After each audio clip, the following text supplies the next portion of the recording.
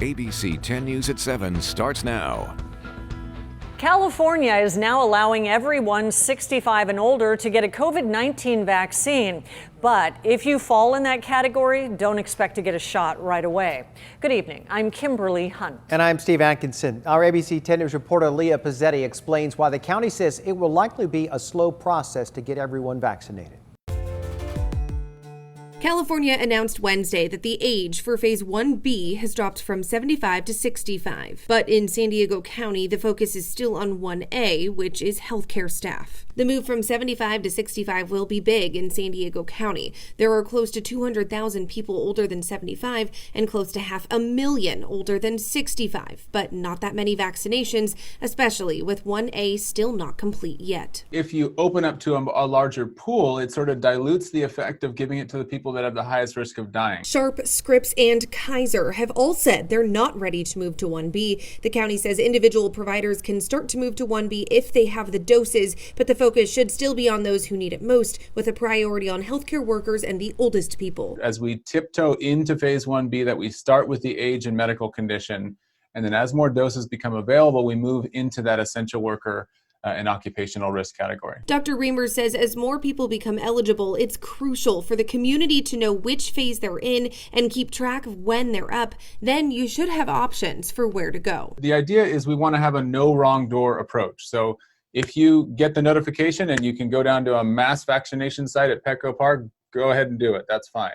If you're in with your own doctor and your own doctor's offices has vaccines ready to give you, then go ahead and do it. He says they're talking about creating a dashboard or app for people to input their information and find out when they're eligible, then get notifications when it's your turn. Leah Pizzetti, ABC 10 News. And the doctor also adds that healthcare workers are already short-staffed, so having enough people to give out those vaccinations is another obstacle.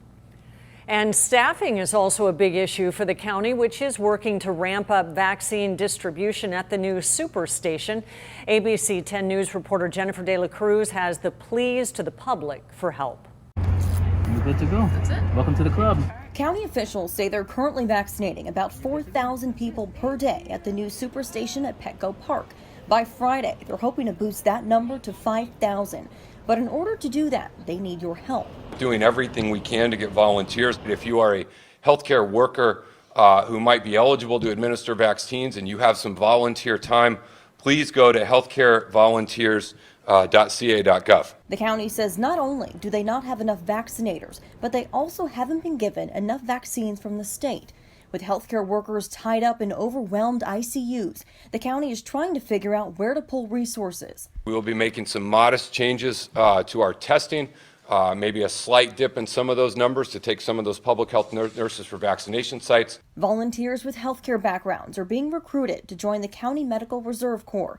Applicants must be licensed in California, actively working, or recently retired. Our workforce is doing a tremendous job with our sickest, but we want to get these vaccines into arms. If you have a license, if you want to help, you can do just 2 4-hour shifts a month. The county will verify the license statuses of all applicants and, if approved, will provide special training. We've had hundreds of people just in this past week volunteer. We had 1,600 Medical Reserve Corps volunteers to start with, even before coronavirus. The county says medical students are also eligible to apply under the supervision of a doctor or nurse. Jennifer De La Cruz, ABC 10 News. ICU capacity for Southern California is still officially at 0. If you're qualified and would like to volunteer to administer vaccines, there is a link on our website, 10news.com. Allergic reactions caused delays today at the Vaccination Super Center. Some people reported having to wait for a long time. Others say they were turned away. And the county says this was done out of an abundance of caution after 6 apparent allergic reactions in people after they got the vaccine. The county says they slowed the vaccinations down to investigate and switched out the lot they were using. And it was just the clustering of them together that led them to do I think a great slowdown to be able to assess the situation. Again, those cases are still under investigation, and it'd be premature to comment on any greater detail than that. The Superstation did stay open to accommodate all of today's appointments. The county also reported another 3,200 cases today. That brings our total to more than 200,000. Also, another 54 San Diegans have lost their lives to COVID. That brings that number to just under 2,000. Vaccinations are finally underway in Tijuana. Our media partner Televisa was there today as frontline medical workers started getting their shots. This is the Pfizer vaccine, so the people getting vaccinated now will get a second dose in 21 days.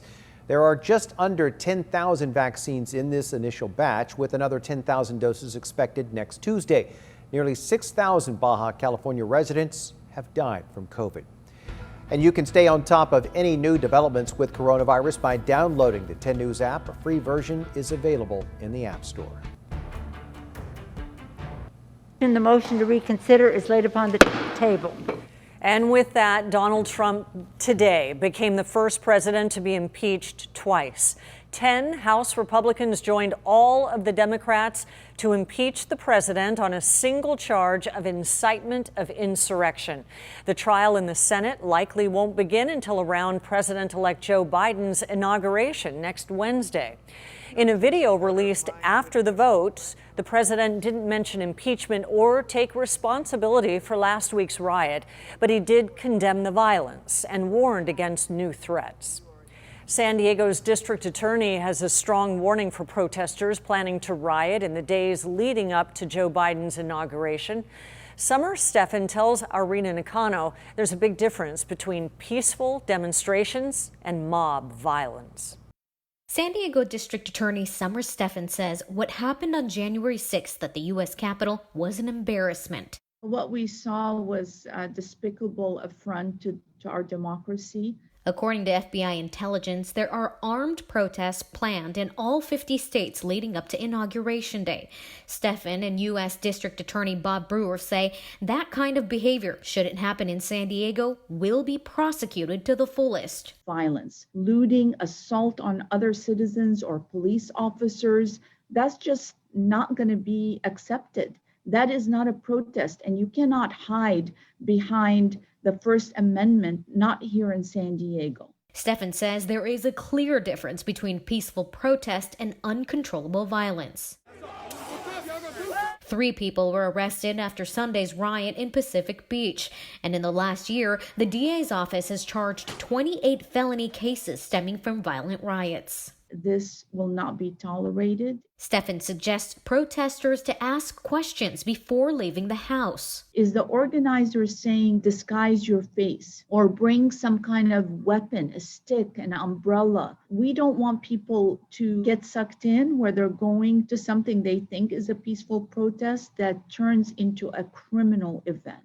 And if you notice that something isn't right, report it to authorities. Share any information, even as to their relatives or their neighbors, that they feel that violence might be afoot.